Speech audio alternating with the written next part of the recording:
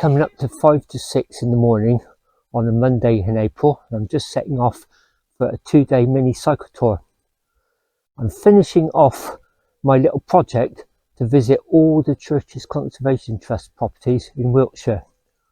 The total distance over the 2 days will be about 115 miles. There'll be 7 churches plus a bonus 8th. I'm tramping tonight. I've got a 12th century Grade 1 listed church all to myself tonight. It's coming up.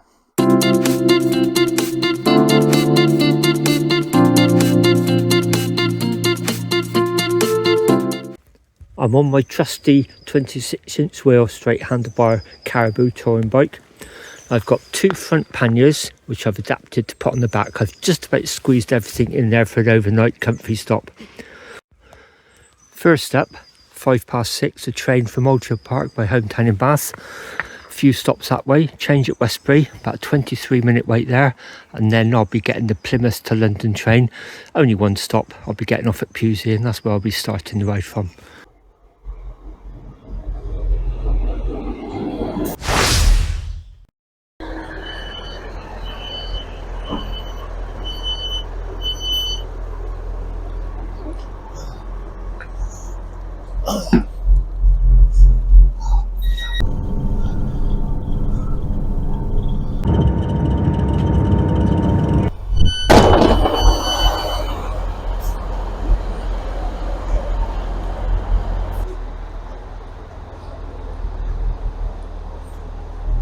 First part of the journey went smoothly. We're now at Westbury, just changing platforms, and I'm getting on a train that left Plymouth at 5 to 5 this morning. So we're just getting on this one stop towards London. We'll be getting up at Pewsey. I'll just leave at Westbury. This is the London train. It left Plymouth about 5 to 5 this morning. I'm just hopping on it for one stop. I'll be getting off at the very next stop, Pewsey. Just passing Westbury White Horse up there. In fact, that'll be the first of 3 we've passed today. More about that later on in the ride. Here we are, just pulling into Pewsey, bang on time.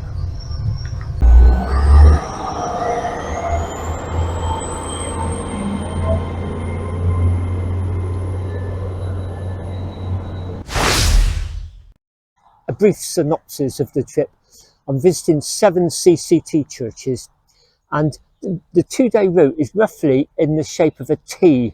So today I'm starting at the bottom of that T. I'm actually going slightly south to my first church before I then head back north, and most of the day will be the upright of the T to the top church at a place called Leigh, and then I'll backtrack down that upright, and that's where I'm tramping. And then tomorrow I'll continue on and do the top part of the T, ending up at Swindon. I'll pop into Wetherspoons, hopefully mid-evening, get a meal, a few beers, sit out the rush hour on the trains and get a mid-evening train home to Bath. First up, need to load the Garmins up, get out the station and start heading south to Everleigh, our first church, in a few miles time. Let's get going. Okay, just while the Garmins pick up the sat-nav signal, get rid of the label with my bike reservation tickets on. Head out there, work our way down that road, and then we start heading south.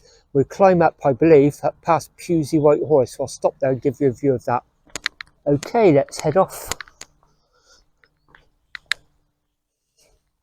I've been through Pewsey many times. I even came up to the station once to see if I could get a Wi-Fi signal.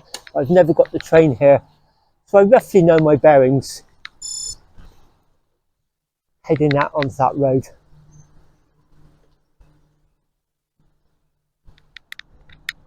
Right at the station, passing underneath the railway, through the village of Pewsey, before we start a long climb up onto some downs. Just after leaving the village of Pewsey, past the boundary sign, we get on this minor road, and there's a long climb up over those downs there. You may see some of the traffic coming down, but right in front of us, about halfway up that slope, is the Pewsey White Horse.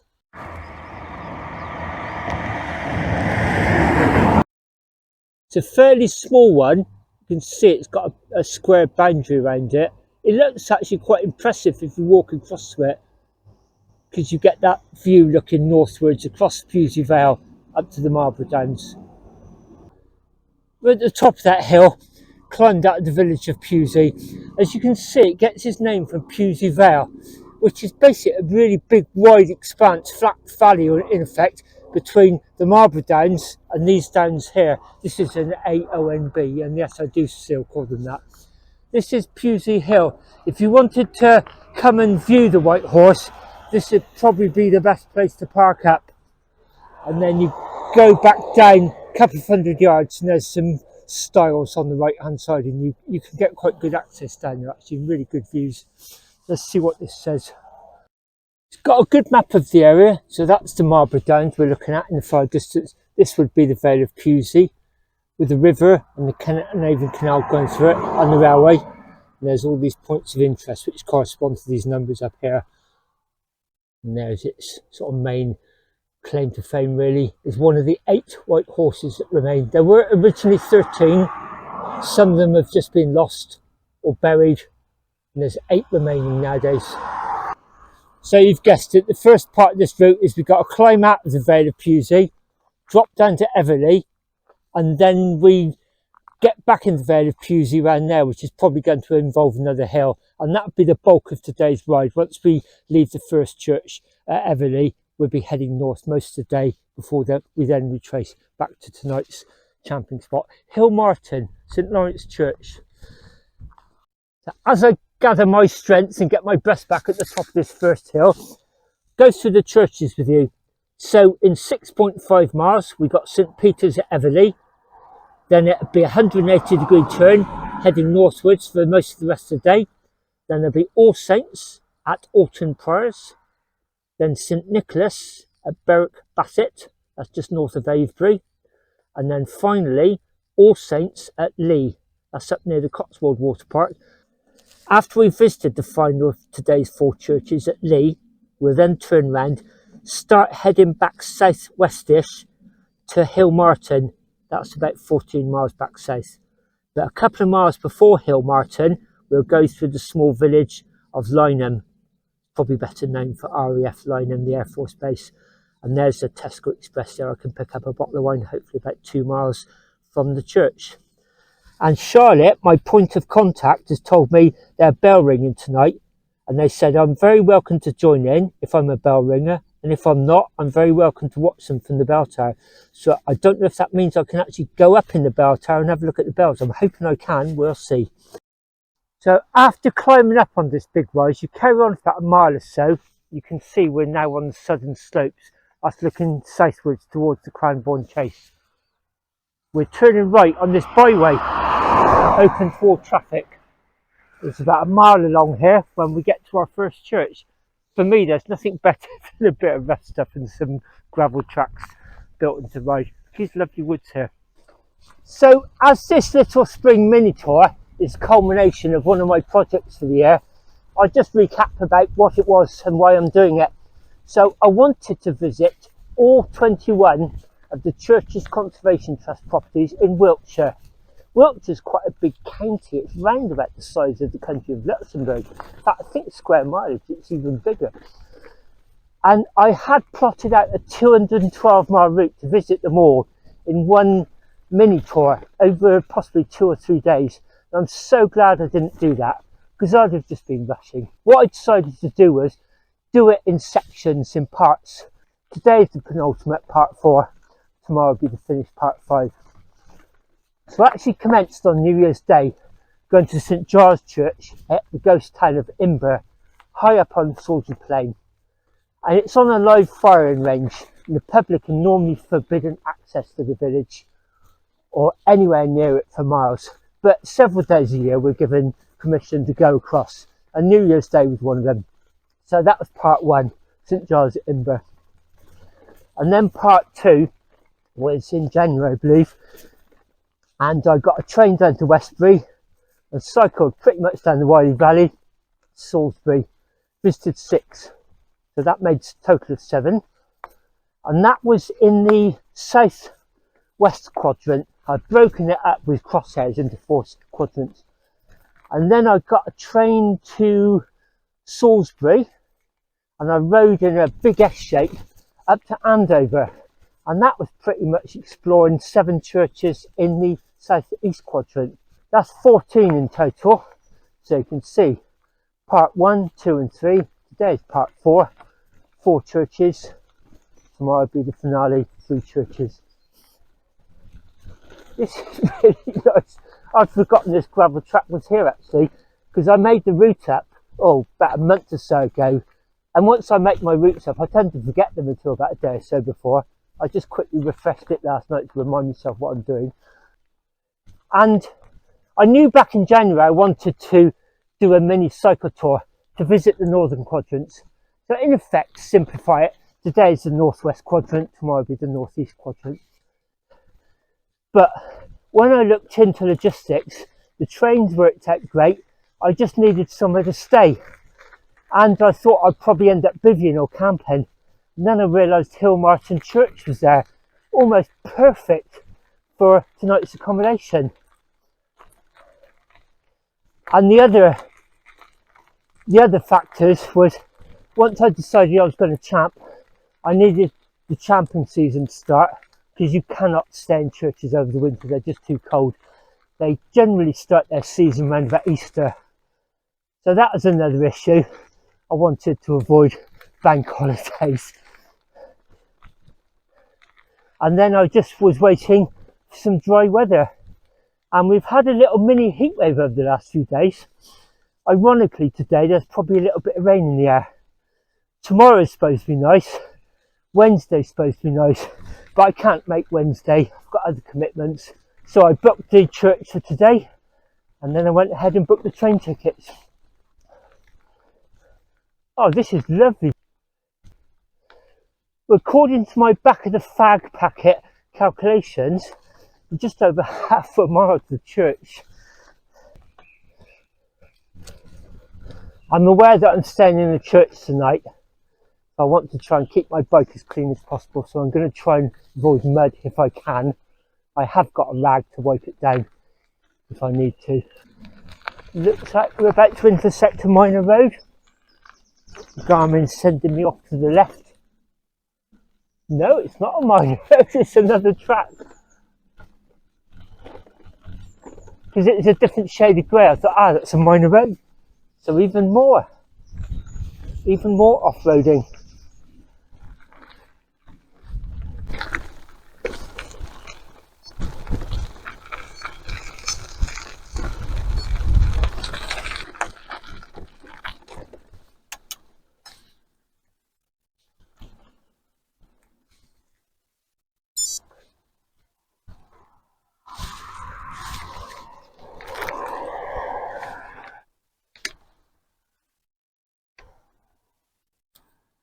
I've just emerged from the right on what looks like a tank crossing, joined this road here, and as it starts to rise we're coming into the village of Everleigh, and this probably gives you a better idea of what we're doing. So we've come down there, right angled, left hand turn, up to the first church, and then we do our direction change, and that'll be heading north for most of the rest of the day. First up, the first church at Everleigh.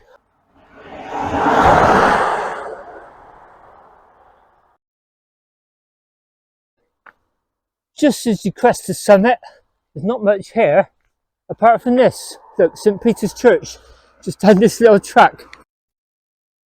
As always, I've bookmarked all the churches I'm visiting today, so just quickly before we go in, the overview says one of the first churches with an iron frame, built by John Morledge of London for the Astley family in 1813 in the Gothic style.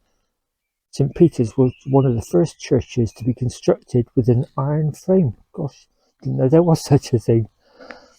There. And you're right by the main road. You may see some cars coming by. And this is it here. There's 1813 up above the door. God, lovely location. A couple of farm buildings nearby. Houses over there by the foot. That's about it. Right, let's go and have a look.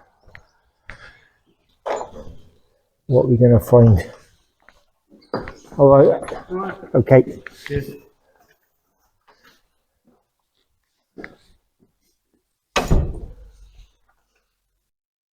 dark and musty. That woody, musty smell. Does it look like there's any lights? Oh, there's some in the back where he's working. Gallery at the back there. Wow. Gosh. That tall window in the chancel.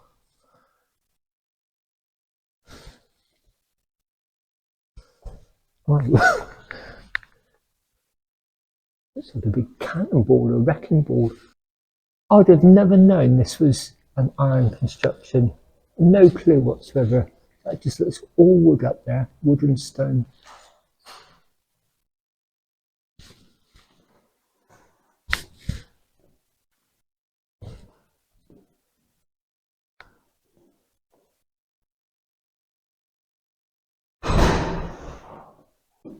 That's a really high arch up into the chancel.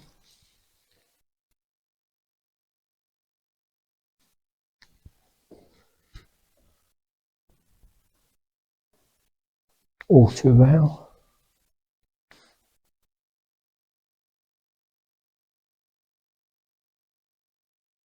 Yeah, it says the short chancel and narrow nave, the elegant west gallery and hammer beam roof all emphasise its loftiness. First impression you get is just how high that arch is into the chancel. The church retains many of its original fittings and has monuments to the Astley family, including an enormous tablet to Francis Dugdale Astley, founder of the church, who died in 1818. There is also a ring of 6 bells. You can hear the traffic going by.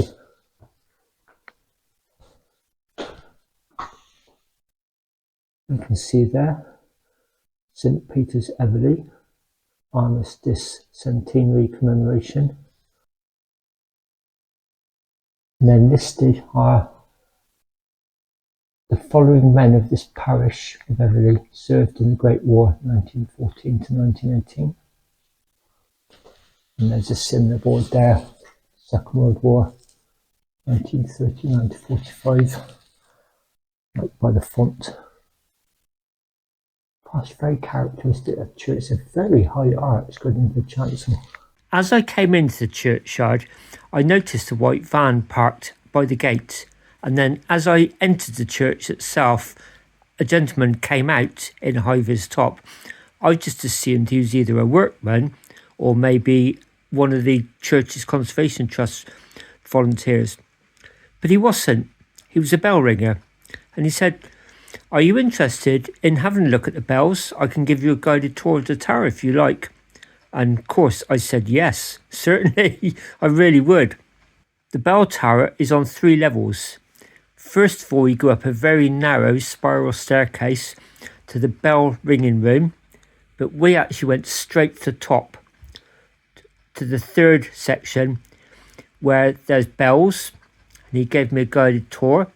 Then we came down a section where there were more bells, and then eventually we came down this very narrow circular stairway into the bell room, and we rang some bells, or should I say he did, and he showed me this really complicated algorithm on the wall dating from 1913, and I suddenly realised bell ringing is a lot more complicated than I ever thought it was.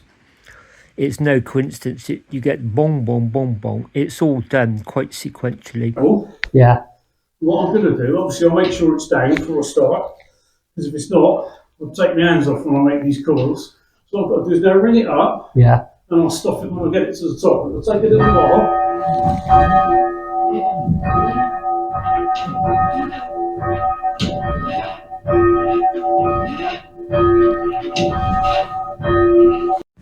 That's fantastic. Just signed the visitor's book and a fantastic guided tour of the bells with some ringing.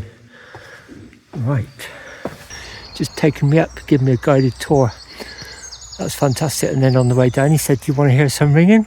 So he's just been showing me some really complicated bell ringing algorithms. I had no idea the mathematics was so complex. A brilliant experience. He was just saying the reason they keep the gate shut is, I've seen it several times before, there's sometimes grey sheep in there just to control the grass. Saw that recently up near Barclay. Well, reluctantly I need to press on.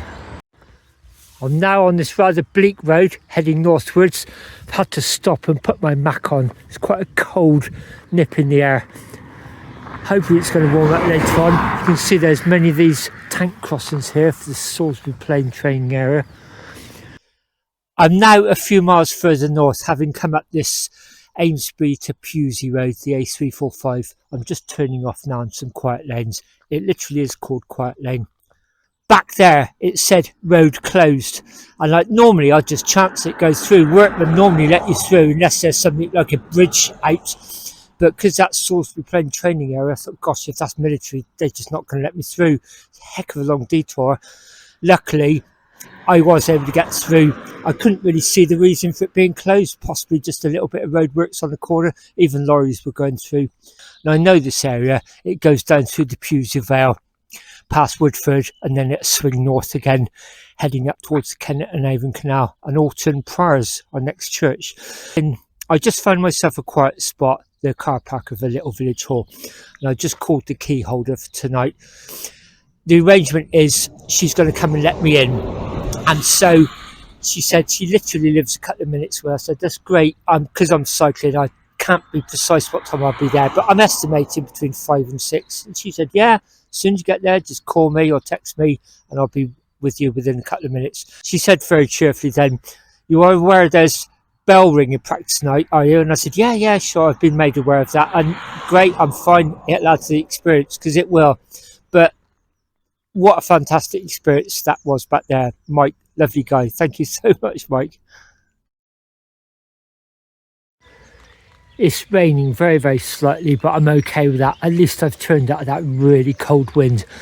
Now in the village of Manningford, and I just thought the village hall, this sign here tells you a little bit more about the village's name, the Manningfords. So I've been aware that there's a Manningford Bruce, but I didn't realise there was also Manningford Abbots Bourne. Tells you a little bit about it. So this is all the Vale of Pewsey. It's got the Kennet and Avon Canal and the railway running through it. That's pretty much where we are. That's where I've just come from. And we're heading up towards the Kennet and Avon Canal, somewhere around about there. Is that Alton Barnes there? Again, there's lots of Altons, Alton Barnes, Alton this, Alton that. Somewhere around about there is our next church, so you can see we're homing in. Soon after we cross the canal, we'll be there. Gives you an idea of the local architecture.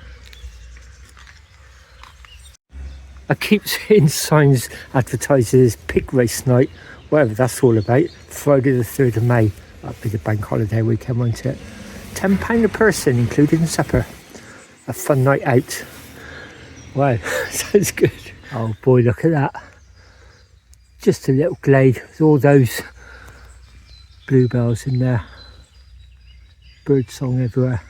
On these lovely quiet lanes in the Vale of Pewsey. I'm loving these Vale of Pewsey historic sightboards. It tells you a bit about Woodborough. Gosh, look at that for being atmospheric. Who needs Glastonbury tour when you can come here? Probably have that to yourself overnight. We're fast approaching our second church, Alton Barnes. We're approaching the northern slopes of the Vale of Pewsey. That's the Marlborough Downs there, the very southern aspect of it. And the second of our white horses today, Alton Barnes White Horse. I've seen pictures of that lit up by lanterns all around it. I've never seen it firsthand, but I've seen pictures of it. That must look absolutely spectacular lit up at night. Crossing the Kennet and Avon Canal as a barge comes by. The white horse right up in front of us. That's looking up towards London. Rolling lines of the downs. Field of yellow rapeseed up there. Lovely. Although I know the area quite well, I'm coming in from a different direction with a different purpose. And touring in your own area just makes things appear so different, especially having a theme. Wow.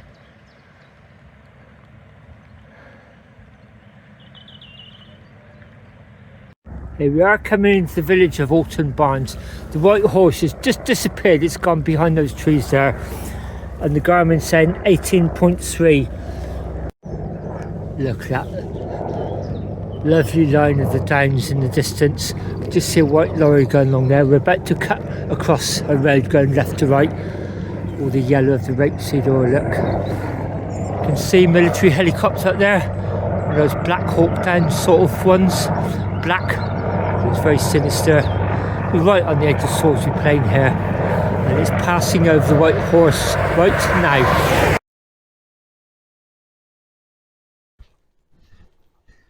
Here we are, coming into one of the Alton Priors. So this is the village of the church. And it's, according to my Garmin, it's just round a U-bend up here.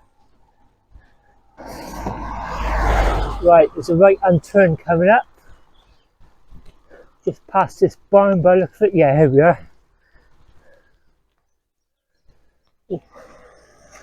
Down a no-through road. Can't see it yet.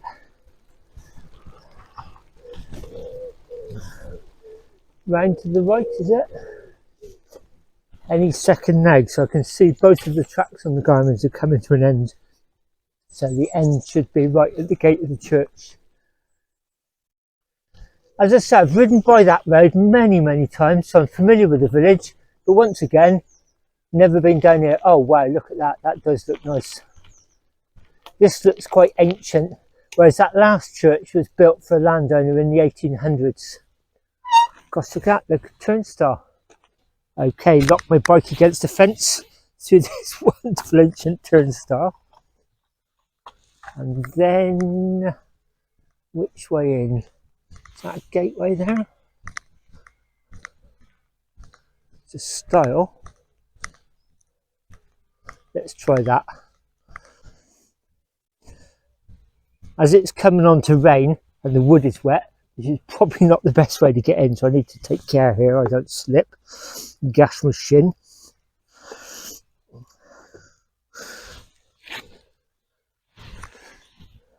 There's a gap in the hedge. Oh gosh, look at that. Wow. There's the churchyard. I'm guessing the port should be around this side. South facing. Let's go and investigate and have a look. No, it's not. Ah, there's the other entrance. Up this cobbled pathway.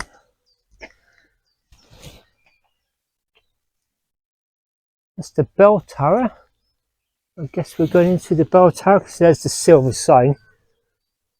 The Church's Conservation Trust sticker is just peeled off. I see that happen often. So, this is wonderful. Very old church, as opposed to the last one, which had been built specifically in the 1800s for a landowner. It says on the overview for this page, there's a yew tree outside, which is 1700 years old.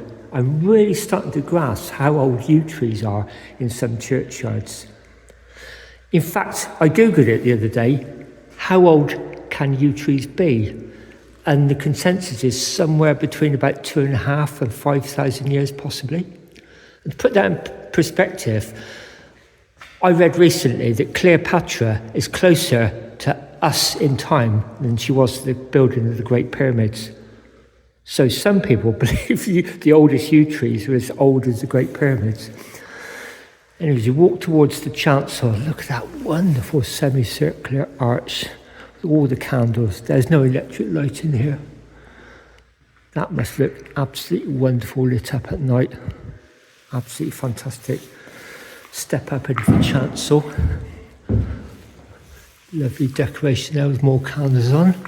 There's no stained glass here, but what there is an etched window. Look at that, wonderful. I can't read it all, the light's too bright, but look at that, it's wonderful. And as always, I head for the visitor's book. So there's two here, I wondered why. This is from 1993 up to about 2011, and this is the current one. And look, I'm on the very last page. There'll be one more entry after this. So you can see it's quite fairly frequented. Look, February, April, 21st, the 18th of the 4th, 21st of the 4th, and today's the 22nd of the 4th. Andy C. 1. Bath sunset. Reason for visit comments. Visiting all Wilts CCT churches by bicycle. So I imagine next time I come here, and there will be next time, there'll be another book, a third book. Oh, as I open the door to leave, just hear all the crows in the yard churchyard. I'm going to wander around and see if I can find this really old yew tree.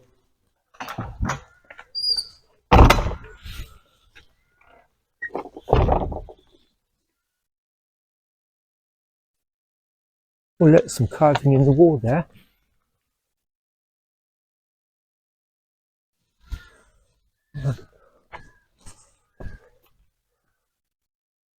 Oh gosh, that must be the yew tree. Gosh, look at that.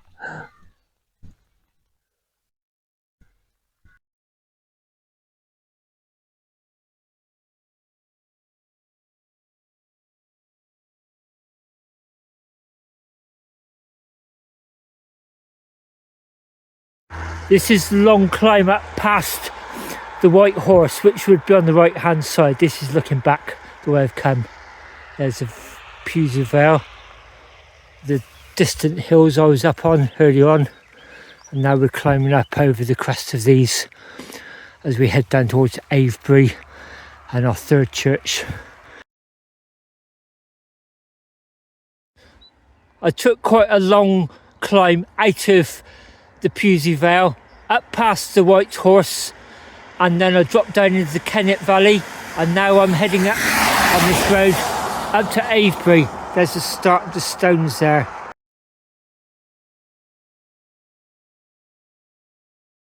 I'm on this main road for about a mile or so. You can see there's quite a bit of traffic heading up towards Swindon, but looking over there, there's another White Horse. That's Hackpen Hill. And just below that second clump of trees, it's a very small Hackpen White Horse. But I've just noticed as this road bends round to the sharp right, we're going off to the left. And we're on 27.76 miles. And I got my church down as being 27.5, so I knew it was coming. So just where those cars coming round, we're going round to the left. Here we are. This sharp corner, we're heading off to the left. Berwick Bassett. I can see it's just drifted down on my GPS screen. Here we are then, just at the end of this farm track by the buildings. And this is St Nicholas, Berwick Bassett.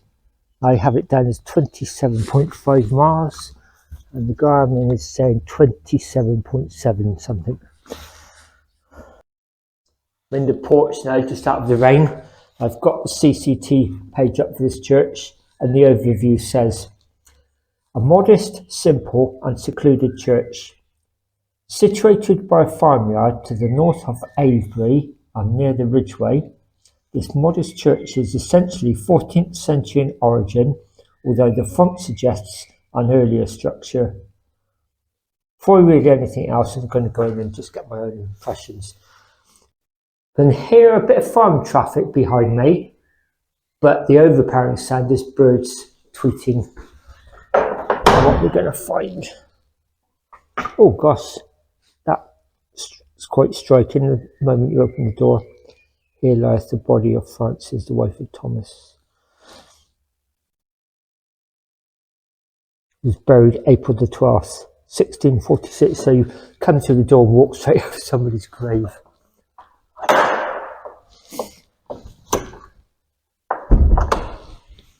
Look at that lovely wooden roof structure, and as often happens, you come in straight to the front.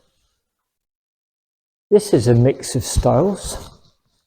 They've got the older fashioned box pews and the modern chairs that I was referring to on my last video. You can imagine they can just be stacked easier and configured how they were needed.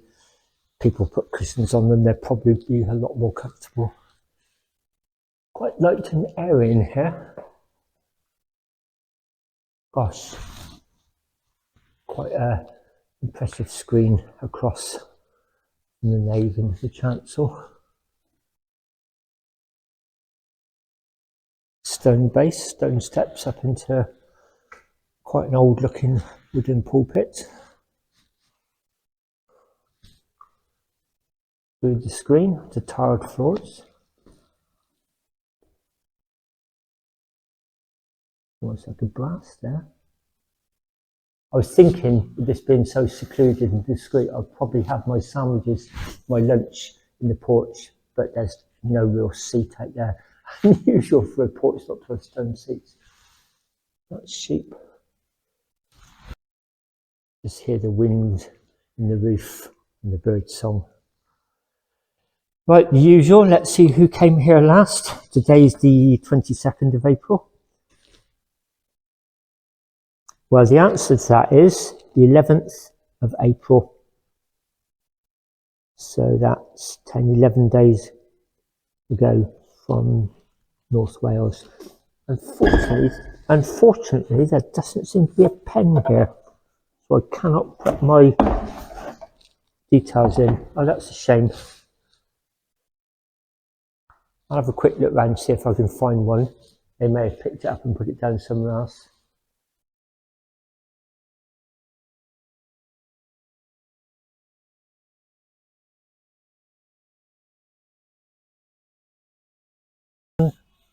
Situation update. I climbed up through Wiltshire Bassett, wiggled round some back streets and joined this very fast road coming up north to the fourth of today's churches at Leigh. I've just turned right off it. I'm going to go along here, curve round to the left, and then the church will be within about a mile or so. I did think I would have some lunch when I got to Wiltshire Bassett because it was very cold up on top, up near Cliff Pippard. Once I dropped down, it got a lot warmer. But I just couldn't find the bus shelter. I found one in Wiltshire Bassett. I didn't want to eat food in there. So I pretty much have to go all the way here and have my lunch at the church. I'm not sure what time it is, but it's probably gone 2 p.m. So a late lunch. And then basically, after this church, we head back. And then we'll head back down towards Wiltshire Bassett, curve off to the right, west, and then we'll be heading for Lydiard, where I pick up the wine, and then the church. Anyway, I can't wait to get to this church, and I also can't wait for a sandwich. Although it stopped raining, I'm keeping my Mac on. I put it on this morning just to protect myself from the cold. The wind was just so cold leaving that first church. And then, of course, it rained. My feet are a bit wet now, so they feel a bit cold. I'm quite looking forward to changing into some warm clothes, some dry clothes. Plus that, by riding with this top on, I'm drying it, because I really have kept luggage to a minimum. I wanted to keep the luggage to a minimum. I wanted to see if I could get everything into 2 front panniers on the back. So I didn't bring my puffer jacket, quilter jacket. I probably could have done with that tonight. So when I sit outside, I'll have a fleece and tracksuit bottoms, but I'm going to be relying on this thin waterproof cycling top to keep me warm. Got woolly hat and some gloves. Hot food, glass of wine to do the trick. Some clean socks and dry socks, that'd be nice. I've got, as I approach my last church, it'll be round this left hand bend. I'm just looking at that. That looks lovely. All Saints Parish Church, Leigh. Ours is a disused, redundant church. I've just done a progress check. I can get the time up on one of the garments just by stopping it, pausing it, and it'll display the time. And it's 2:56, just coming up to 3 p.m. And I've had 16 miles to go, so you can sort of see 3 hours maximum. That should be ample without having to rush. So we're heading round here. Wow, this is nice, isn't it? Right up in the Cotswold Water Park, which are old quarry pits, I believe, that have been filled with water. If I zoom the map out here, you get an idea of where I am. So I'm going along here another few hundred yards, and the church should be to my left. Okay, we're coming up to our left hand bend. Oh, it says there, chapel. Yeah, this is it. Oh, chancel. Oh, that's right, it's a ruin. I think there's only the chancel remains. And it's down this muddy track.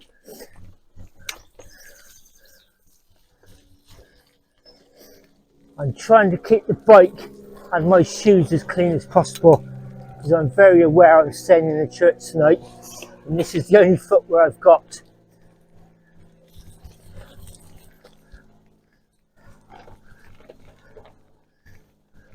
Gosh, this really is remote, isn't it?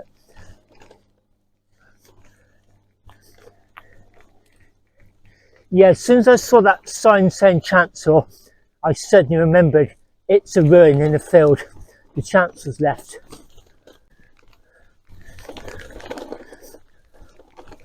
My Garmin track is about to end. Can't see it yet.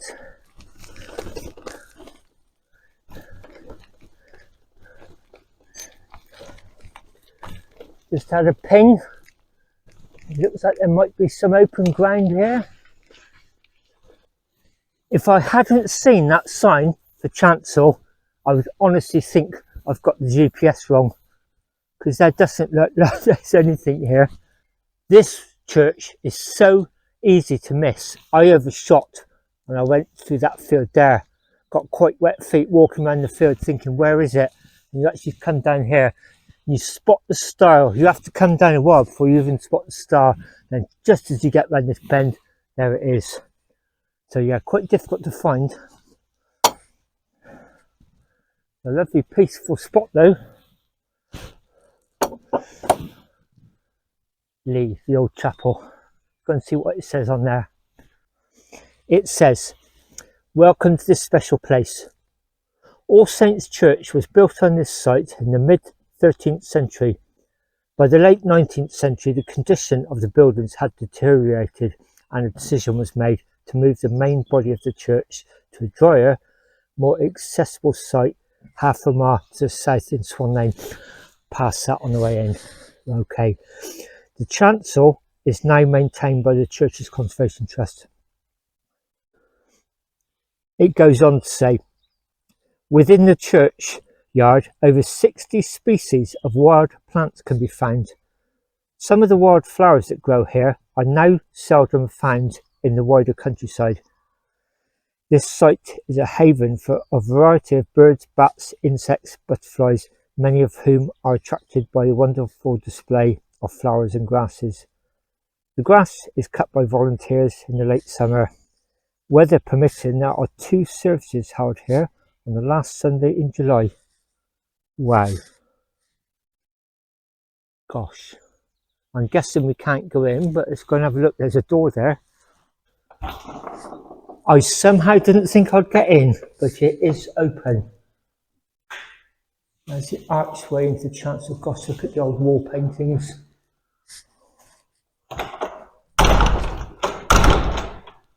You just enter into this very small chancel. So I'm guessing the nave would have been that way there. That arch, which is now gated. There's the altar, the rail across, the wall art. Wow. I really thought I'd possibly missed this. If I hadn't seen that sign saying chancel, I'd have really started to doubt the GPS. And even then, I had the GPS and the sign saying chancel. I had to get the page up and actually read that you go through 2 farm gates and then you bear off to the right. So I missed it the first time. Wow. Beautiful place.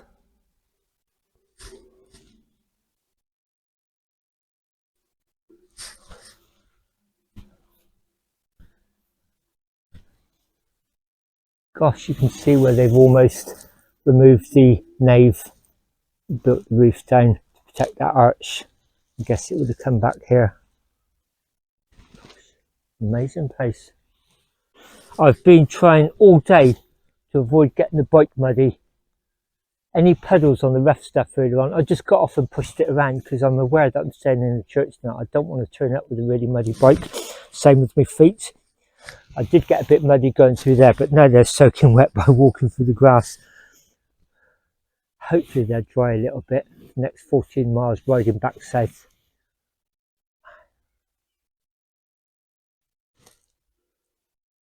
All Saints Chancel, ladies and gentlemen. Leigh.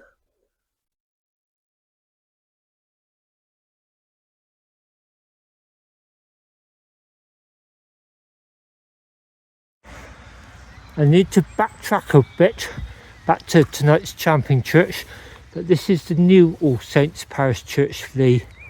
Even this is fairly isolated on a quiet road. So this is the one that was transferred from up there, and when only the chancel was left. Wow. It's 5:15 and I'm just pulling into the small town of Hillmarton, my destination for tonight. As you can see, this is quite a busy road, rush hour traffic. Just been on this for about a mile since I stopped at Lydiard. Got myself a bottle of wine and some newspaper to try and dry my shoes tonight. And somewhere along here I turn left, and in the village is the church. Just past the boundary sign I can see the church tower. I'm assuming that's where I'm going, so I'm just going to finish off going up the pavement to avoid this traffic. The welcome sign, Hillmarton village.